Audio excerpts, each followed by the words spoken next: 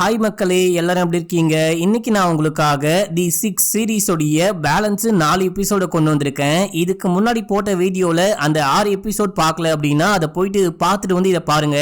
அப்பதான் உங்களுக்கு இந்த வீடியோ புரியும், இல்லனா புரியவே புரியாது. அந்த வீடியோடைய லிங்கை ஃபர்ஸ்ட் கமெண்ட் டிஸ்கிரிப்ஷன் அப்படின்னு சொல்லிட்டு எல்லா இடத்துலயும் கொடுக்குறேன். இப்போ நம்ம கதைக்குள்ள போயிடலாம். அதுக்கு முன்னாடி மறக்காம சப்ஸ்கிரைப் பண்ணிக்கோங்க, பக்கத்துல வர பெல்லையும் கிளிக் பண்ணிக்கோங்க. இன்னமும் இன்ஸ்டால ஃபாலோ பண்ணாம இருக்கீங்க அப்படின்னா ஓடி போயிட்டு ஃபாலோ பண்ணிட்டு வந்துருங்க. இப்போ 7வது எபிசோடிய ஸ்டார்டிங் சீன்லயே நம்ம ஹீரோ கார் ஓட்டிட்டு அழுதுட்டே இருக்காரு. ஏன் அழுவுறீங்க அப்படின்னு சொல்லிட்டு அந்த குட்டி பையன் கேட்கும் போது, நான் ஆசைப்பட்ட, நான் காதலிச்ச எல்லாரும் என்னை விட்டு போறாங்க, இப்போ எனக்குன்னு சொல்லிட்டு யாருமே கிடையாது அப்படின்னும் போது, நீ கவலைப்படாத, உனக்கு நான் இருக்கேன் அப்படின்னு சொல்லிட்டு அந்த பையன் ஆறுதலா பேசிட்டு இருக்கான். இவருக்கு முன்னாடியே அந்த பாபு வந்துட்டு டாக்ஸில போயிட்டு அந்த ஹாஸ்டல்ல இறங்குறாரு. அங்க பாரு, அந்த வயசானவர் இறங்கி உள்ளுக்குள்ள போறாரு. நீ போயிட்டு அந்த ஆளை சும்மா விடாத, அந்த ஆளை போயிட்டு கொலை பண்ணு அப்படின்னு சொல்லிட்டு ஏத்தி விட நம்ம ஹீரோ கடுப்பா உள்ள போறாரு. உள்ளுக்குள்ள போயிட்டு எங்க அந்த பாபு அப்படின்னு சொல்லிட்டு கேட்டு பயங்கரமா கலாட்டா பண்ணும்போது, நாடா பேசிக்கிட்டு இருக்க நீ என்ன பேசுற அப்படின்னே புரியல, என்ன பாபு என்ன தேடி வந்திருக்க, வர வர உன்னுடைய அட்டகாசம் அதிகமாயிட்டே போயிட்டே இருக்கு அப்படின்னு சொல்லிட்டு அங்க இருக்கவங்க எல்லாம் புலம்புறாங்க, கத்துறாங்க. அதெல்லாம் கண்டுக்காம ஹீரோ மேல போகும்போது ஒரு ரூம்குள்ள பாபுவும் ருத்ராவும் இருக்காங்க. ரெண்டு பேரும் மாத்தி சண்டை போடுறாங்க அப்படின்னு சொல்லிட்டு சவுண்ட் கேக்குது. அதுக்கப்புறம் ஹீரோ உள்ளுக்குள்ள போறாரு. அந்த ருத்ராவை தடுத்து நம்ம ஹீரோ அந்த பாபுவை பிடிச்சி கழுத்தை நெரிக்கிறாரு. ஏன்டா இந்த மாதிரி பண்ண அப்படின்னு சொல்லிட்டு கழுத்தை நெரிச்சு கொலையே பண்ணிடுறாரு. இத பார்த்துட்டு ருத்ரா செமையா ஷாக் ஆகுறாரு. அட பாவி, நீ ஏதோ அடிக்கிற அப்படின்னு சொல்லிட்டு பார்த்தா அநியாயமா அவரை கொலையே பண்ணிட்ட, ஏன்டா இந்த மாதிரி பண்ண அப்படின்னு சொல்லிட்டு கேட்க, இவரு தான் அபிய கொலை பண்ணாரு, அபிய மட்டும் இல்லாம என் பொண்டாட்டியும் இவர் தான் கொலை பண்ணாரு, அதான் இவரை கொலை பண்ணி பழி வாங்கிட்டேன், இப்போ போலீஸ் கிட்ட மாட்டினாலும் பரவாயில்ல அப்படின்னும் போது, அட பைத்தியம் முடிச்ச வெட்டிகிளி, அபிக்கு உன்னை பத்தி என்னமோ தெரியும், உன்னை பத்தி தெரிஞ்சதுக்கு அப்புறமா போலீஸ் கிட்ட எங்கடா போட்டு கொடுத்துட போறான், நீ மாட்டிக்க போற அப்படின்னா உன்னை காப்பாத்த இவரு போயிட்டு அபிய கொலை பண்ணிட்டு வந்திருக்காரு. இது தெரியாம அநியாயமா நீ இவரை கொலை பண்ணிட்ட, அந்த உன் பொண்டாட்டிய கொலை பண்ணது வேற யாரோ, நீ நல்லா யோசிச்சு பாரு, உன்னுடைய கொலிகு, உன்னுடைய ஃப்ரெண்ட்ஸ், உனக்கு தெரிஞ்சவங்க அப்படின்னு சொல்லிட்டு எல்லாருமே போய் சொல்றாங்க, உன்னை ஏமாத்த பாக்குறாங்க. அவங்கள யாரோ தான் கொலைகாரன், வேற யாரோ தான் கொலைகாரன், கண்டிப்பா பாபு கொலைகாரனா இருக்க வாய்ப்பே கிடையாது அப்படின்னும் போது நம்ம ஹீரோ நான் தப்பு பண்ணிட்டேன் அப்படின்னு சொல்லிட்டு அழுகிறாரு. அந்த பெரியவரை எழுப்ப ட்ரை பண்ணும்போது, ஆமா அவரு செத்து எப்பயோ எமலோகம் போயிட்டு இருப்பாரு, இப்போ எழுப்பி என்னடா பண்ண போற அப்படின்னு சொல்லிட்டு கேட்க, இதே டைம்ல இங்க என்ன விஷயம் தான் நடக்குது, இவன் எதுக்கு இந்த மாதிரிலாம் பண்ணிட்டு இருக்கான் அப்படின்னு சொல்லிட்டு அந்த ஹாஸ்டல்ல இருக்கவங்க போலீஸ்க்கு கால் பண்றாங்க. கரெக்டா போலீஸும் ஸ்பாட்டுக்கு வந்துட்டாங்க. டேய் மச்சான், இதுக்கப்புறமும் இங்க இருந்தா கண்டிப்பா வேலைக்கு ஆகாது, போலீஸ் வந்தா மாட்டிப்ப, உன்னை பிடிச்சிருவாங்க அப்படின்னு சொல்லிட்டு ருத்ரன் தான் வெளியே கூட்டிட்டு போறான். இதே டைம்ல போலீஸ் உள்ளுக்குள்ள வராங்க அப்படின்னு காமிக்கிறாங்க. அதுக்குள்ள இவங்க எப்படியோ வெளியே போயிட்டு அங்க ஒரு டாக்ஸில ஏறி தப்பிச்சு போறாங்க அப்படின்னு சொல்லிட்டு காமிக்கிறாங்க. பின்னாடியே போலீஸ் வராங்க. ஆனா நம்ம ஹீரோவை மிஸ் பண்ணிடுறாங்க. நம்ம ஹீரோ காருக்குள்ள உட்காந்துட்டு நான் உண்மையிலேயே கொலைகாரன் ஆயிட்டேன் அப்படின்னு சொல்லிட்டு புலம்ப, டேய் கொஞ்சம் வாயை மூடிட்டு அமைதியா வா, டிரைவர் காதல கேட்டுச்சு அப்படின்னா அவரு நேரா போலீஸ் ஸ்டேஷன் கொண்டு போயிட்டு நிப்பாட்டிடுவாரு, அமைதியாரு அப்படின்னு சொல்லும் போது நம்ம ஹீரோ அழுதுகிட்டே இருக்காரு. அழுது எதுவுமே பண்ண முடியாது, கொஞ்சம் அமைதியா யோசி, நெக்ஸ்ட் எங்க போலான்னு யோசி அப்படின்னும் போது, எனக்கு எந்த இடமோ தெரியாது, உனக்கு தெரிஞ்சா கூட்டிட்டு போ அப்படின்னு சொல்லும் போது, இதே டைம்ல அந்த தாடிக்காரனுடைய வைஃப் கால் பண்றாங்க. நீ தான் அந்த அபிய கொலை பண்ணியான்னு கேட்கும் போது, சத்தியமா நான் கொலை பண்ணல, நான் எதுக்காக அவனை கொலை பண்ண போறேன், இந்த மாதிரி பாபுன்ற தாத்தா தான் கொலை பண்ணிட்டாரு அப்படின்னு சொல்லும் போது, டேய் உண்மையே சொல்லு, இங்க இருக்க எல்லாரும் போலீஸும் என்ன சொல்றாங்க அப்படின்னா அந்த அபிக்கு உன்னை பத்தி என்னமோ தெரியும், அதனாலதான் நீ போயிட்டு அந்த அபிய கொலை பண்ணிட்டுன்னு பேசிக்கிறாங்க, உண்மையா அப்படின்னு சொல்லிட்டு கேட்க, அப்படின்னா நீயும் என்ன நம்ப மாட்டியா அப்படின்னு சொல்லிட்டு இவன் சமயம் அழுகும் போது, சரி ஓகே அழாத, நான் நம்புறேன் அப்படின்னு சொல்லிட்டு இப்ப நான் எங்க போறதுன்னே தெரியாம சுத்திக்கிட்டு இருக்கேன் அப்படின்னு சொல்றான். இதே டைம்ல ருத்ரா போனை புடுங்கி பேச ட்ரை பண்ணும்போது நம்ம ஹீரோ மறுபடியும் போனை புடுங்கிடுறாரு. எனக்கு இப்போ எங்க போறது அப்படின்னே தெரியல, எனக்கு ஸ்டே பண்ண ஏதாவது இடம் கிடைக்குமா, ஒளிஞ்சுக்க இடம் கிடைக்குமா அப்படின்னும் போது, எங்க அம்மாவுடைய வீடு இப்போ சும்மா தான் இருக்கு, நீ வேணா அங்க போயிட்டு ஸ்டே பண்ணிக்கோ, நான் எப்படின்னு சொல்லிட்டு அட்ரஸ் எல்லாம் சொல்றேன். அந்த ஹபியோடைய பாக்கெட்ல இருந்து ஏதோ ஒரு லெட்டரை கண்டுபிடிச்சிருக்காங்க. அதுல வந்துட்டு ஏதோ ஒரு டாக்டருடைய பேரும் அதுக்கப்புறம் அந்த டாக்டருடைய அட்ரஸும் போட்டிருக்கு. இவரை பத்தி உனக்கு ஏதாவது தெரியுமா அப்படின்னு சொல்லிட்டு கேட்கும் போது, எனக்கு எப்படி தெரியும், எனக்கு ஒண்ணுமே தெரியாது அப்படின்னு சொல்றாரு. சரி ஓகே நீ பாத்து வா அப்படின்னு சொல்லிட்டு அவங்களும் போனை கட் பண்றாங்க. இதே டைம்ல ருத்ரா என்ன சொல்றான் அப்படின்னா, நான் காரை விட்டு இறங்குறேன், ஒரு முக்கியமான விஷயத்த போயிட்டு கண்டுபிடிக்க போறேன் அப்படின்னும் போது, என்ன விஷயம், ஏன் தனியா போற அப்படின்னு சொல்லிட்டு கேட்க, டேய் நீ அந்த ஜென்ஸ் ஹாஸ்டல்ல தங்குவ அப்படின்ற விஷயம் எனக்கும் பொண்டாட்டிக்கும் மட்டும்தான் தெரியும் அப்படின்னு சொன்னேன், அதை தவிர வேற யாருக்கு தெரிஞ்சது, எப்படி வந்துட்டு போலீஸ் கரெக்டா அங்க வந்தாங்க அப்படின்னு சொல்லிட்டு கேட்க, தெரியல அப்படின்றாரு. சோ யாரோ வந்துட்டு உனக்கு எதிராக வேலை பார்த்துக்கிட்டு இருக்காங்க, அதை நான் போயிட்டு யாருன்னு கண்டுபிடிச்சிட்டு வரேன், அதான் நான் இறங்குறேன் அப்படின்னு சொல்லிட்டு இறங்கி போற மாதிரி காமிக்கிறாங்க. இந்த பக்கம் நம்ம ஹீரோனுடைய அம்மாவை காமிக்கிறாங்க. போலீஸ் வந்து விசாரிக்கும் போது இந்த மாதிரி அங்க பிரெக்னன்சி டெஸ்டிங் கிட்ட கண்டுபிடிச்சோம், அது வந்துட்டு பாசிட்டிவ் அப்படின்னு சொல்லிட்டு 2 கோடு வந்திருக்கு. உங்க பொண்ணால பிரெக்னன்ட் ஆக முடியாது அப்படின்னா இது எப்படி சாத்தியம் அப்படின்னு சொல்லிட்டு கேட்க, அது கண்டிப்பா என் பொண்ணுக்கு சொந்தமானதா இருக்க வாய்ப்பே கிடையாது, என் பொண்ணால பிரெக்னன்ட் ஆக முடியாது அப்படின்னு சொல்லிட்டு இவங்க மறுபடியும் சொல்றாங்க.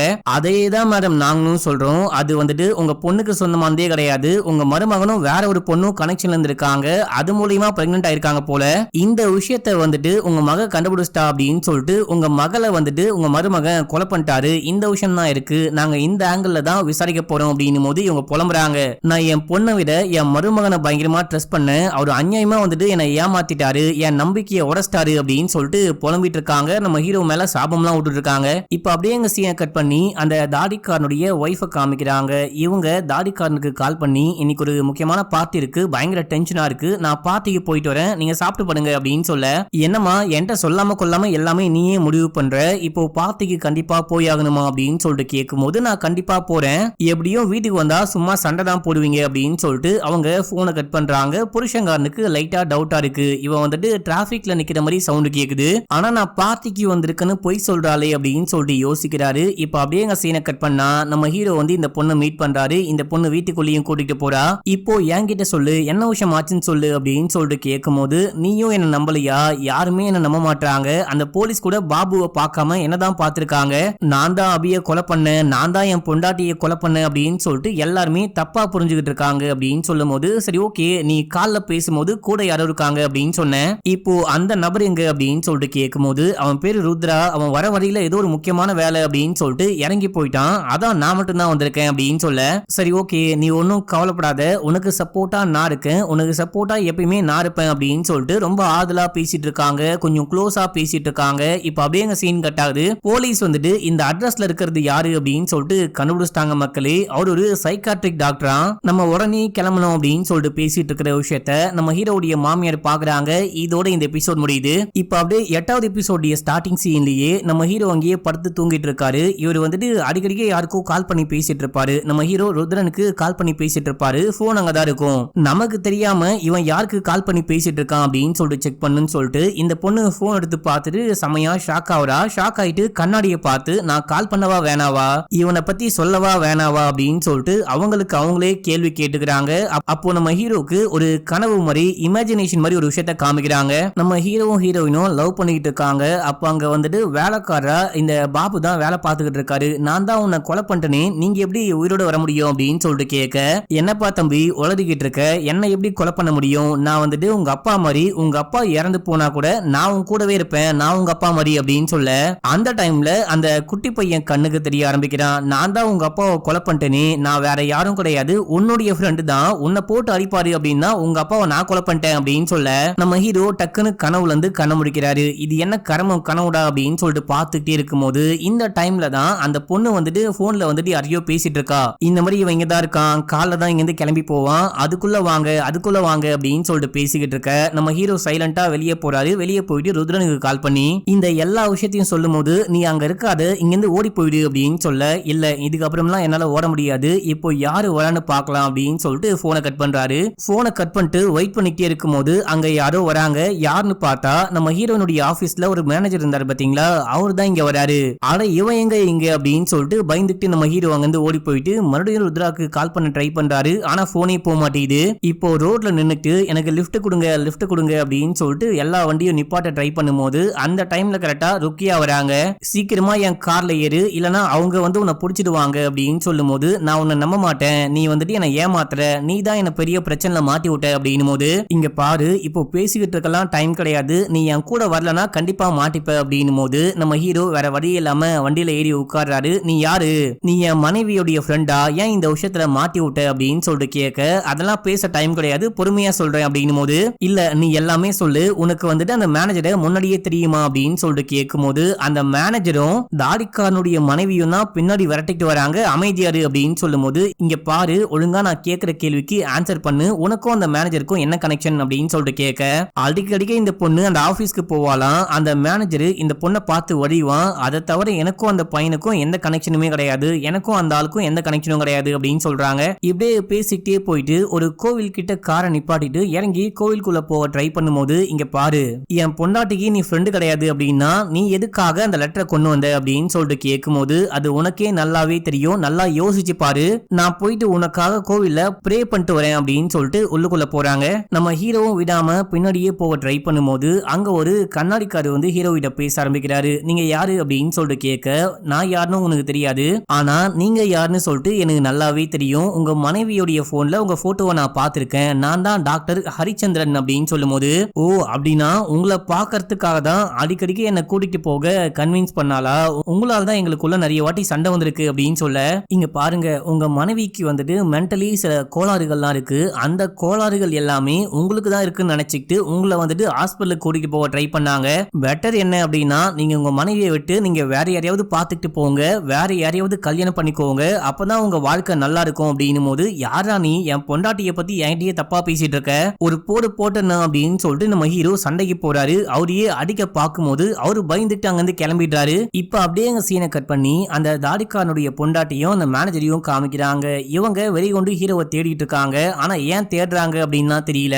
அடுத்து மறுபடியும் நம்ம ஹீரோவை காமிக்கிறாங்க. நம்ம ஹீரோ ருத்ராக்கு கால் பண்ணி இந்த எல்லா விஷயத்தையும் சொல்லும் போது, மேபி அந்த டாக்டர் சொன்னது கூட உண்மையா இருக்க வாய்ப்பு இருக்கு, உன் பொண்டாட்டிக்கும் ஆபிக்கும் ஏதோ ஒரு கனெக்ஷன் இருக்கு போல, அந்த கனெக்ஷனின் காரணமா உனக்கு மென்டல், உனக்கு பைத்தியம் முடிச்சு போச்சு அப்படின்னு சொல்லிட்டு உன்னுடைய பொண்டாட்டியே ப்ரூவ் பண்ண ட்ரை பண்ணாங்க போல அப்படின்னு சொல்லும் போது, சத்தியமா அந்த மாதிரிலாம் இருக்காது, என் பொண்டாட்டியை பத்தி தப்பா பேசாத, நான் காண்டாயிருவேன், நான் நேரா போயிட்டு இந்த டாக்டரை மீட் பண்றேன், அவர்கிட்டயே பேசி உண்மை என்னன்னு கண்டுபிடிக்கிறேன் அப்படின்னும் போது, வேணாம் நீ போவாத, நான் போயிட்டு என்ன விஷயம்னு கண்டுபிடிக்கிறேன் அப்படின்னு சொல்லிட்டு ருத்ரா சொல்றான். இதோட இந்த எபிசோடு முடியுது. இப்ப அப்படியே 9வது எபிசோட் ஸ்டார்டிங் சீன்லயே நம்ம ஹீரோ கிளம்பி அந்த டாக்டர் ஹரிச்சந்திரனை பார்க்கணும் அப்படின்னு சொல்லிட்டு கிளினிக்கு போனா, அங்க வெளியே வந்துட்டு ஒரே கூட்டமா இருக்கு. ஹரிச்சந்திரனை யாரும் அடிச்சுட்டு அங்க இருந்து சில ஃபைல்ஸ் எல்லாம் ஆட்டையை போட்டு ஓடி போயிட்டாங்களாம். இந்த வேலையை யாரா பார்த்தா அப்படின்னு சொல்லிட்டு யோசிக்கும் போது ருத்ரா பின்னாடியே வந்து, மச்சான் அந்த வேலையை பண்ணது நான் தான், என் கூட வா அப்படின்னு சொல்லிட்டு பக்கத்துல ஒரு பில்டிங் கட்டிக்கிட்டு இருப்பாங்க. அந்த பில்டிங்க்கு மேல கூட்டிட்டு போயிட்டு, நான் கெஸ் பண்ணது எல்லாமே உண்மைதான், உன் பொண்டாட்டி தான் உன்னை பைத்தியமாகணும் அப்படின்னு சொல்லிட்டு முடிவு பண்ணிருக்கா, இதுதான் அதுக்கான டாக்குமெண்ட் அப்படின்னு சொல்லிட்டு கொடுக்கும் போது ஹீரோ கடுப்பாயிட்டாரு. அந்த டாக்குமெண்ட்டை ஓபன் பண்ணி கூட பார்க்காம தூக்கி போட்டு, என் பொண்டாட்டி அப்பயே சொன்னா உன்னை நம்பாத அப்படின்னு சொல்லிட்டு நான் தான் அவ பேச்ச கேட்காம உன்னை நம்பினேன், அநியாயமா போயிட்டு ஒரு ஆள் அட்டாக் பண்ணிட்டு வந்திருக்க, ஏன்டா இந்த மாதிரி பண்ண அப்படின்னு சொல்லிட்டு கேட்கும் போது, நான் எல்லாமே உனக்காக தான் பண்ணேன், நீ நல்ல மாதிரி பேசாத, நீ தான் அந்த பாபுவை கொலை பண்ண அப்படின்னும் போது, அப்படின்னா என்ன கொலைகாரன் சொல்ல வரியா அப்படின்னு சொல்லிட்டு கேட்க, நீ கொலைகாரன் தான்டா அப்போ இல்லையான்னு கேட்கும் போது ஹீரோ கடுப்பாயிட்டாரு. ஒண்ணுமே பேசாம கீழே வந்து ஒரு ஓரமா நிக்கிறாரு. போலீஸ் இப்போ அந்த டாக்டர் ஹரிச்சந்திரனை வெளியே கூட்டிட்டு வராங்க. கூட்டிட்டு வந்தா நம்ம ஹீரோ கிட்ட ஒருத்தர் வந்து பேசிட்டு போனாரு பாத்தீங்களா, அவரு இவரு இல்ல, இவரு வேற யாரோ, மக்களே உங்களை யாரு அடிச்சா நீங்க பாத்தீங்களா அப்படின்னு சொல்லிட்டு கேட்கும் போது, யாரோ பின்னாடி பக்கமா வந்து ஓங்கி நங்குன்னு மண்டமலையே போட்டாங்க, நான் மயக்கமாயிட்டேன், யாரு வந்தானே பாக்கல அப்படின்னு சொல்றாரு. நம்ம கிட்ட வந்து பேசினவரு இவரு கிடையாது, அப்படின்னா அவன் யாரு அப்படின்னு சொல்லிட்டு யோசிச்சுட்டே நம்ம ஹீரோ நின்றுட்டு இருக்காரு. இதே டைம்ல அந்த தாடிக்காரனுடைய மனைவியும் மேனேஜரும் இந்த இடத்துக்கு வராங்க. இவங்களை எதர்ச்சியா போலீஸ் பாத்துட்டாரு. நீங்க இங்க என்ன பண்றீங்க அப்படின்னு சொல்லிட்டு கேட்க, நான் டாக்டர் பார்க்க வந்தேன் அப்படின்னு சொல்றாரு. நீங்க ரெண்டு பேருமே டாக்டர் பார்க்க வந்தீங்களா?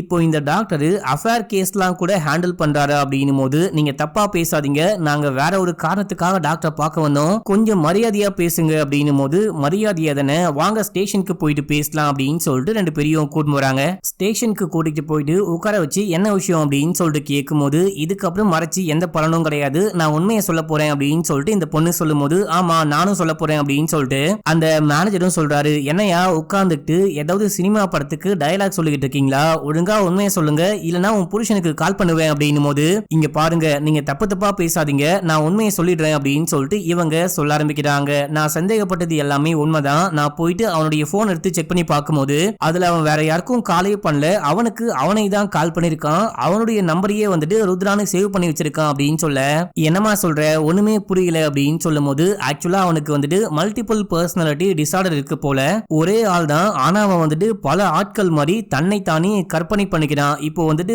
பாபு அப்படின்னு சொல்லிட்டு ஒருத்தர் தான் அபிய கொலை பண்ணாரு அப்படின்னு சொன்னாலையா, அப்படி ஒரு ஆளே கிடையாது, நாங்க இங்க வரத்துக்கு முன்னாடி அந்த மென்ஸ் ஹாஸ்டலுக்கு போயிட்டு வந்தோம், அங்க பாபுன்னு சொல்லிட்டு யாருமே ஒர்க்கே பண்ணல அப்படின்னு சொன்னாங்க. அது மட்டும் இல்லாம ருத்ரா ருத்ரா அப்படின்னு சொல்லிட்டு இவன் யாரையோ சொல்றான் இல்லையா, அந்த ருத்ராவும் கிடையாது, ருத்ராவும் அவனே தான், அந்த பாபுவும் அவனே தான் அப்படின்னும் போது, என்னப்பா உங்க ஃப்ரெண்டை வந்துட்டு காப்பாத்த ட்ரை பண்றீங்களா, புதுசா கதை சொல்றீங்களா அப்படின்னு சொல்லிட்டு போலீஸ் நம்ப மாட்டாரு. ஆனா இந்த டைம்ல அந்த சைக்காட்ரிக் டாக்டர் வராரு. கொஞ்ச நாளைக்கு முன்னாடி நம்ம ஹீரோயின் போயிட்டு இந்த டாக்டர் மீட் பண்ணிருக்காங்க. என் புருஷன் வந்துட்டு வியர்டா பிஹேவ் பண்றாரு, ஒவ்வொரு நாளைக்கும் ஒரு பேரை சொல்லி அவரே அழைச்சுக்கிறாரு, அவருடைய பிஹேவியர்ஸ் கொஞ்சம் கூட சரியே கிடையாது அப்படின்னு சொல்லும் போது நானும் விசாரிச்சு பார்த்தேன். அதுக்கப்புறம் தான் அந்த நபருக்கு மல்டிபிள் பர்சனாலிட்டி டிசார்டர் இருக்கு அப்படின்ற விஷயத்த புரிஞ்சுக்கிட்டேன் அப்படின்னு சொல்றாரு. இப்பதான் போலீஸ்க்கு ஒரு விஷயம் ஞாபகம் வருது. இதுக்கு முன்னாடி அந்த ஜென்ஸ் ஹாஸ்டலுக்கு போயிட்டு விசாரிக்கும் போது அங்க பாபு அப்படின்னு சொல்லிட்டு யாருமே இல்லைன்னு சொல்லியிருப்பாங்க.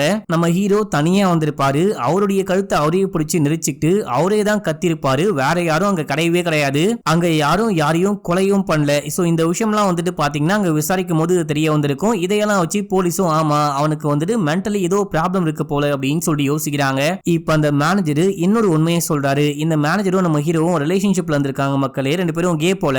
ஒவ்வொரு நாளும் என்ன வந்து மீட் பண்ணும்போது ஒவ்வொரு நாளைக்கு ஒரு பேரை சொல்லி அவனே சொல்லிப்பான். திடீர்னு பார்த்தா நானே வந்துட்டு என்ன தேடுறேன் அப்படின்னு வேற சொல்லிப்பான். இதையெல்லாம் வச்சுதான் சொல்றேன் அவனுக்கு மென்டலி ஏதோ ப்ராப்ளம் இருக்கு அப்படின்னு சொல்றாரு. இதே டைம்ல அங்க தாடிக்காரன் வராரு. இவருக்கு யாரு கால் பண்ணா அப்படின்னு சொல்லிட்டு கேட்கும் போது நான் தானு போலீஸ் சொல்றாரு. இப்போ ராகுல் இங்க வந்துட்டு தாடிக்காரன் பேரு ராகுல் வந்துட்டு பொண்டாட்டியை கூப்பிட்டு அங்க இருந்து கிளம்புறாரு. போலீஸ் வந்துட்டு நம்ம ஹீரோவை தேடிட்டு கிளம்புறாங்க.